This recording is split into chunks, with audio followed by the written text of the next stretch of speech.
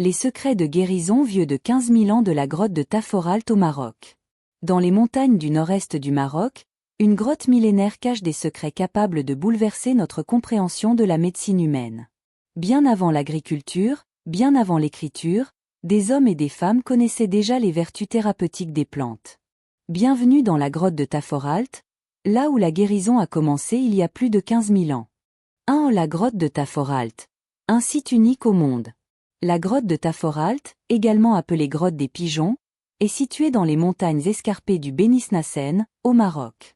Depuis plus d'un siècle, elle fascine les archéologues du monde entier. Occupée il y a plus de 100 000 ans, elle a livré des restes humains, des outils en pierre et des traces de vie quotidienne exceptionnellement bien conservées. Taforalt était un refuge, un lieu de survie, mais aussi un espace de savoir. 2. La découverte majeure de 2024. En 2024, une découverte va changer la donne.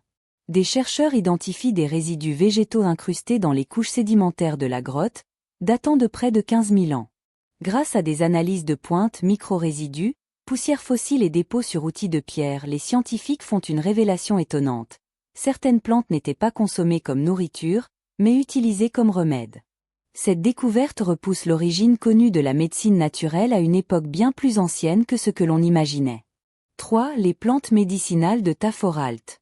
Parmi les plantes identifiées, certaines sont encore connues aujourd'hui pour leurs propriétés thérapeutiques. Le Peganum armala, aussi appelé armel, possède des effets analgésiques et psychoactifs.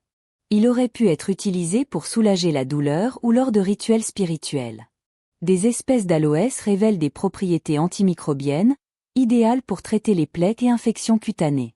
Enfin, le Pistacia lentiscu, ou arbre à mastic, produit une résine antibactérienne et apaisante, probablement utilisée pour soigner blessures et problèmes respiratoires.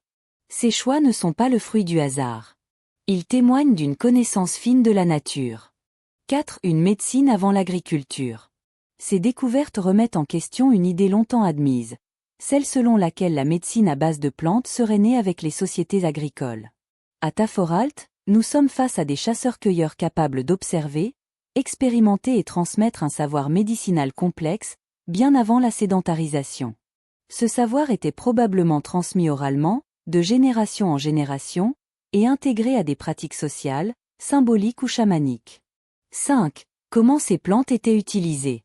Les peuples de Taforalt utilisaient probablement les plantes de plusieurs manières. Certaines étaient ingérées sous forme d'infusion pour traiter la fièvre ou les douleurs internes. D'autres étaient broyées et appliquées directement sur les plaies.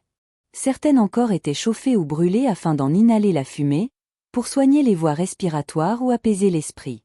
Des traces de séchage, de broyage et de stockage montrent que ces sociétés maîtrisaient déjà des techniques de conservation avancées. Si une découverte à portée mondiale. Les pratiques observées à Taforalt font écho à d'autres grandes civilisations. En Chine ancienne, les premières pharmacopées remontent à 5000 ans. En Égypte antique, les papyrus médicaux décrivent l'usage de plantes thérapeutiques. En Mésopotamie, des tablettes d'argile détaillent des rituels de guérison. Mais Taforalt va encore plus loin dans le temps, suggérant que l'Afrique du Nord fut l'un des premiers foyers mondiaux de la médecine naturelle. Conclusion. L'héritage de Taforalt. Les secrets de guérison vieux de 15 000 ans de la grotte de Taforalt révèlent une vérité fondamentale.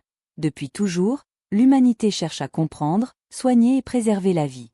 Ces découvertes enrichissent notre vision de la préhistoire et renforcent le lien entre médecine traditionnelle et sciences modernes. Taforalt n'est pas seulement une grotte.